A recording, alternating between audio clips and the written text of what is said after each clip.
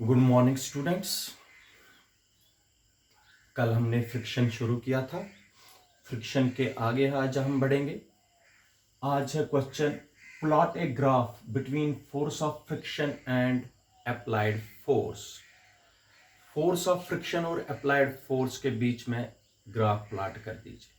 ठीक है बेटा, कल मैंने आप लोगों को समझाया था, अगर एक ये बुक है, ये टेबल पर है, अगर ये this is P, it is applied force, and ये वाला जो फोर्स है between the two bodies in contact, it is called the force of friction. और इसका मैंने बताया था, it is weight, and opposite to weight it is normal reaction, ऐसे मैंने बताया था। तो आज हम प्लॉट करेंगे graph between force of friction and applied force. इसका मतलब हमें एक ग्राफ प्लॉट करना है। Graph is plotted between force of friction, it is applied force,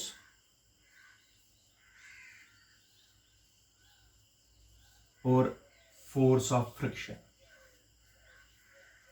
force of friction के बीच में applied force P से हमने डिनोट किया और force of friction F से। ठीक है बेटा, इनके बीच में ग्राफ प्लॉट करना है। इधर देख लीजिए, जब हम इस बॉडी को धक्का देते हैं, लेकिन कल मैंने आप लोगों को समझाया था 3 फ्रिक्शन, एक था स्टैटिक फ्रिक्शन, लिमिटिंग फ्रिक्शन और काइनेटिक फ्रिक्शन, तीनों बताने हैं। हम इस बॉडी को धक्का देते हैं, लेकिन जितना जितना हम धक्का देते हैं उतना जैसे लगता है फोर्स ऑफ फ्रिक्शन भी बढ़ गया। एक लाकर को हमने कल मैंने समझाया था, अगर हम इस लाकर को पुश करेंगे, लाकर चल नहीं रहा, हमें लगता है जैसे ये जमीन के साथ फंस गया है। हम कोशिश कर रहे हैं, we are exerting the external force, but still the locker does not move from one place to another place. इसका मतलब है उस वक्त मेरे पास जो है, जितना मैं अप्लाइड फोर्स लगा रहा हूं उतना ही फोर्स ऑफ फ्रिक्शन भी बढ़ रहा है। इसलिए इनिशियली जब ग्राफ है स्ट्रेट लाइन, इसका मतलब है ओ से ए तक जो है graph, it is a straight line. और याद रखें, इस फ्रिक्शन को बोलते हैं static friction, Fs। It is static friction. Static friction क्यों है? क्योंकि जितना मैं फोर्स लगा रहा हूं उतना फोर्स ऑफ फ्रिक्शन भी बढ़ रहा है, इसलिए बॉडी मूव नहीं करती है। Applied force is directly applied force और फोर्स ऑफ फ्रिक्शन, जितना मैं फोर्स लगा रहा हूं फोर्स ऑफ फ्रिक्शन भी, लेकिन बॉडी डज नॉट मूव। तो यहां से यहां तक जो है, it is force of, it is static friction. ठीक है, फोर्स में बढ़ाते जा रहा, लेकिन फोर्स ऑफ फ्रिक्शन भी बढ़ता जा रहा है, लेकिन stage is reached when static friction is maximum. When static friction is maximum, this is the point when static friction is maximum. A is the point when static friction is maximum. Maximum static friction is called the limiting friction. ये हो गई limiting friction। ठीक है, ये limiting friction है, ये वाला, ये स्टैटिक फ्रिक्शन स्ट्रेट लाइन है।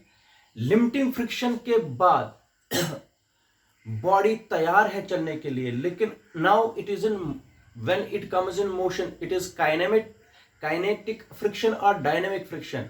बॉडी तो इधर देख लीजिए, बॉडी तो मोशन में आएगी, लेकिन फ्रिक्शन थोड़ी कम हो जाएगी। जब body is in motion, a little bit of friction is less than the limiting friction। Friction जो है ये थोड़ी कम हो जाएगी और बॉडी मोशन में आएगी। ये जो यहां पर बॉडी मोशन में आती है, ये वाला जो पोर्शन है ग्राफ का, इट इज काइनेटिक फ्रिक्शन। ये दिस इज काइनेटिक फ्रिक्शन। यहां पर होता है at the verge of moving the body over the surface of another body, and this friction it is at rest, body तो rest पर है। यहां से यहां तक बॉडी रेस्ट पर है और स्टैटिक फ्रिक्शन है। यहां पर बॉडी एट द वर्ज है, तैयार है चलने के लिए, और इस वाले पोर्शन में बॉडी चलती है। One body moves over the surface of another body. इसका मतलब this is kinetic friction. Maximum static friction is called the limiting friction. This portion is static friction. ठीक है, ठीक है बेटा, ये देख लीजिए।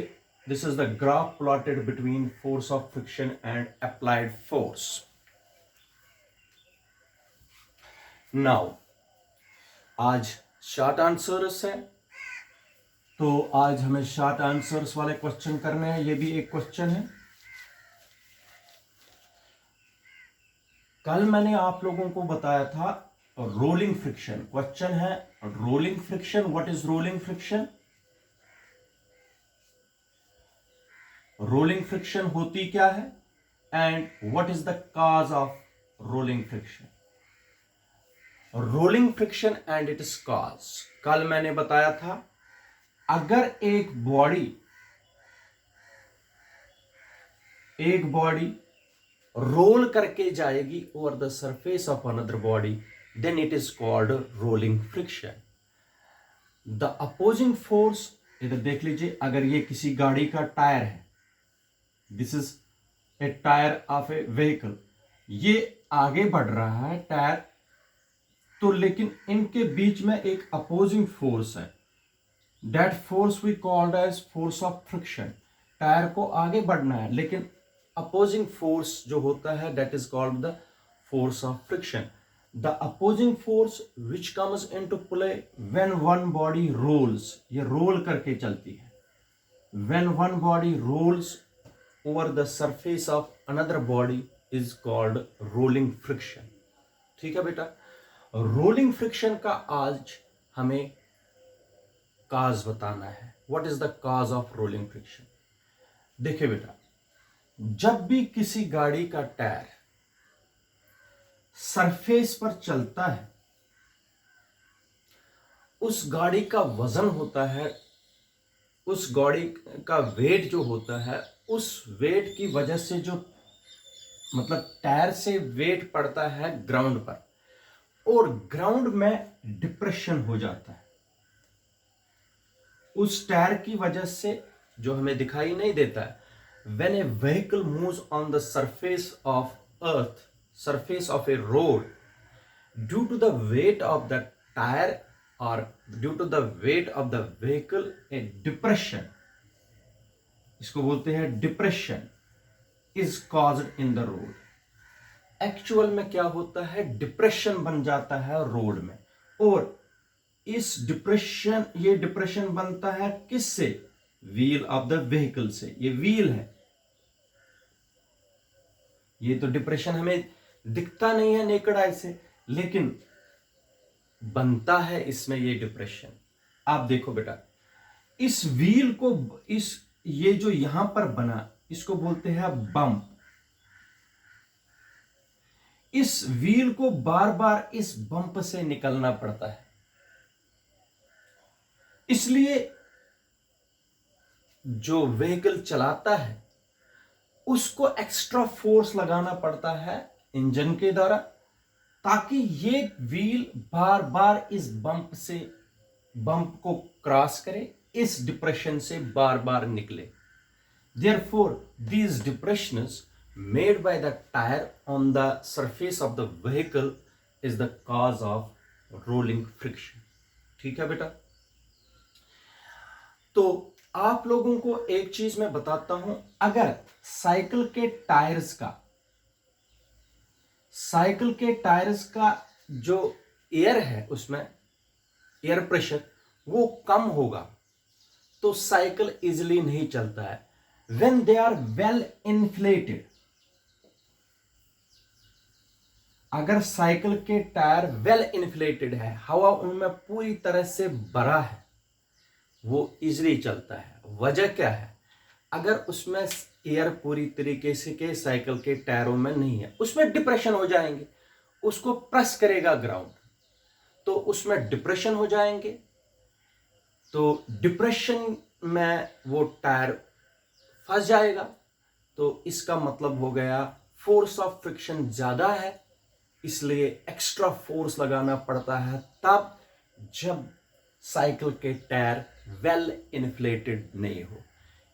इसका मतलब हो गया साइकिल के टायर्स का वेल इन्फ्लेटेड होना बहुत ही जरूरी है, क्योंकि अगर नहीं होंगे तो we have to use the extra force to move the cycle. इसलिए साइकिल के टायर्स को इन्फ्लेटेड, वेल इन्फ्लेटेड रखना जरूरी होता है। ठीक है बेटा, it is another short answer question. Now the question is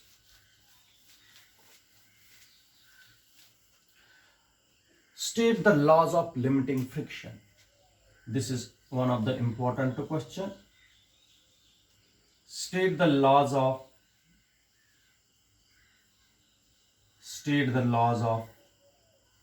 limiting friction.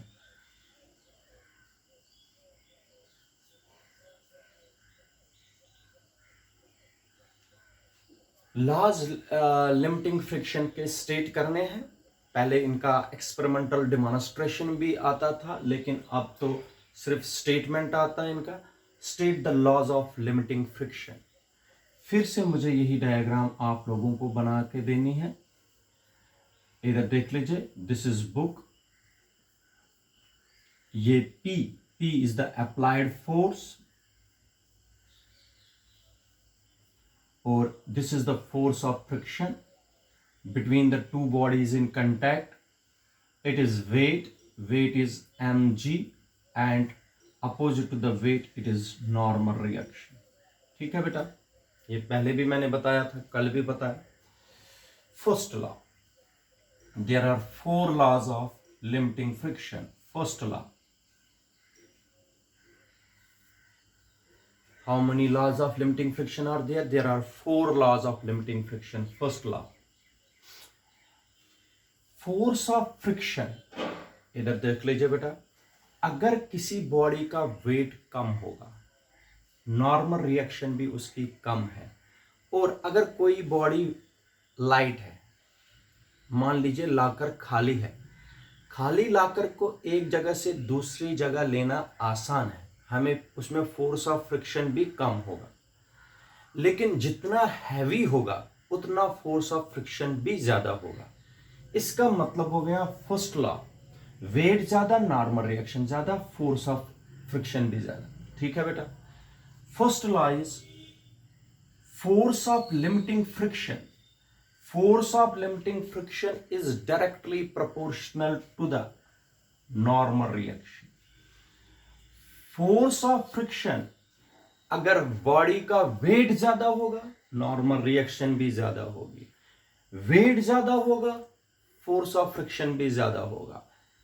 तो इसका मतलब हो गया फोर्स ऑफ फ्रिक्शन ज्यादा होगा तो नॉर्मल रिएक्शन भी ज्यादा होगी। This means force of friction, first law states that the force of limiting friction is directly proportional to the normal reaction between the two bodies which are in contact. ठीक है, this is first law. Second law, ये जो force of limiting friction है, it is always in the opposite direction in which the body is at the verge of moving over the surface of another body. यहां applied force के opposite में, इधर देख लीजिए बेटा, बॉडी को तो इस साइड चलना है, मूव करना है, फोर्स ऑफ फ्रिक्शन उसके अपोजिट में है। ठीक है, फोर्स ऑफ फ्रिक्शन हमेशा अपोजिट डायरेक्शन में होता है, अपोजिट होता है अप्लाइड फोर्स को।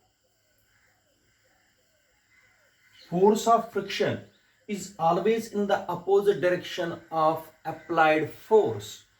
Force of friction is always in the opposite direction of force. Body हम बॉडी को मूव कर रहे हैं इधर की तरफ, लेकिन फोर्स ऑफ फ्रिक्शन उसके अपोजिट में होता है।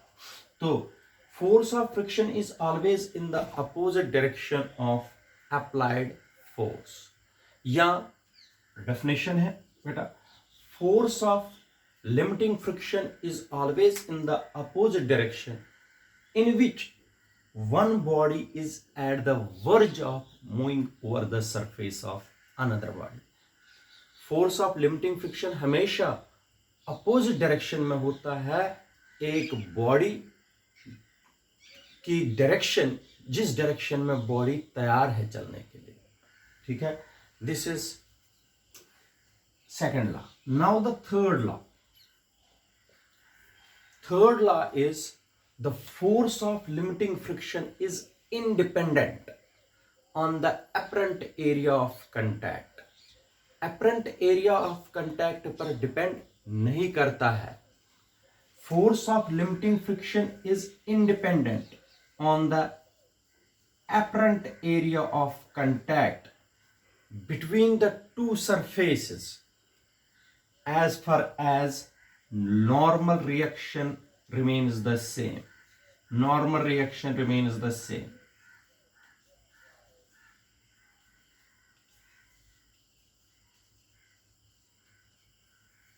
देख लीजिए बेटा, जो फोर्स ऑफ लिमिटिंग फ्रिक्शन है वो इंडिपेंडेंट है अपरेंट एरिया पर। एरिया ज्यादा हो या कम हो उससे कोई फर्क नहीं, उस पर force of limiting friction depend नहीं करता है। ठीक है बेटा, मगर as far as the normal reaction between the two bodies remains same। अगर normal reaction between the two bodies remains same, then apparent area of contact पर force of friction depend नहीं करता है। और फोर्थ लॉ है, इनका experimental verification भी है। फोर्थ लॉ है, the force of limiting friction depends upon the nature of the surfaces in contact। it depends upon their smoothness or roughness। मैं बताता हूं, फोर्स ऑफ फ्रिक्शन बेटा ये बोर्ड है, मैंने व्हाइट बोर्ड पर क्यों लिखता हूं, दीवार पर क्यों नहीं आप लोगों को समझाता हूं, क्योंकि व्हाइट बोर्ड का जो सरफेस है ये स्मूथ है। Force of friction smooth surfaces पर कम होता है लेकिन रफ सरफेसेस पर ज्यादा होता है। इसलिए हम दीवारों को पेंट करते हैं क्योंकि रफनेस कम करते हैं। रोड्स पर मेटल रोड बनाते हैं, मेटालिक रोड बनाते हैं, तारकोल बिछाते हैं उन पर। तो इसलिए बेटा याद रखना है, जो फोर्स ऑफ लिमिटिंग फ्रिक्शन है it depends upon the nature of the surfaces in contact. nature of the surfaces in contact। nature of the surfaces in contact मतलब मेरा है कि दो सरफेसेस जो कंटैक्ट पर है, फोर्स ऑफ फ्रिक्शन डिपेंड करता है उनकी स्मूथनेस पर और रफनेस पर। अगर खुरदुरा होगा, रफ होगा तो फोर्स ऑफ फ्रिक्शन ज्यादा होगा, अगर स्मूथ होगा फोर्स ऑफ फ्रिक्शन कम होगा, अगर रफ होगा फोर्स ऑफ फ्रिक्शन ज्यादा होगा। इसलिए force of limiting friction depends upon the nature of the surfaces in contact. ठीक है बेटा, this is fourth law of limiting friction. These fourth laws you have to remember it. ये भी एक question था, शॉर्ट आंसर। आज बहुत सारे शॉर्ट आंसर है हमारे पास जिनको हमें पढ़ना है आज। इधर सुनिए, इसको बोलते हैं define coefficient of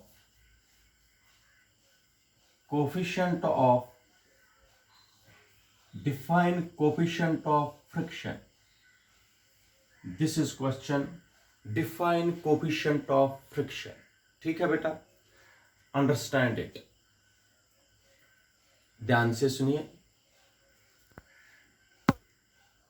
define coefficient of friction. according to first law of limiting friction, we know limiting friction का फर्स्ट लॉ जो है, according to force of limiting friction, F is directly proportional to R. Force of limiting friction is directly proportional to the normal reaction. ये हमने पढ़ा है. F is equal to mu बोलते हैं इसको बेटा, इसको म्यू बोलते हैं, MEU. म्यू पढ़ते हैं इसको, MEU, mu. Mu into R, where mu is constant of proportionality. Mu is constant of proportionality and is called coefficient of friction. Coefficient of friction. बेटा mu किसके बराबर होगा? F upon R. शाबाश बेटा. Hence the coefficient of friction is defined as the ratio of force of friction to the normal reaction. इनका ratio है बेटा, याद रखे, बिल्कुल आसान है, डेफिनेशन खुद बनाना सीखो. म्यू है coefficient of friction. Coefficient of friction between the two surfaces in contact is defined as the ratio of force of friction to the normal reaction. F है force of friction. ठीक है बेटा. Divided है normal reaction. तो आपको पढ़ना है ratio. Coefficient of friction is defined as the ratio of force of friction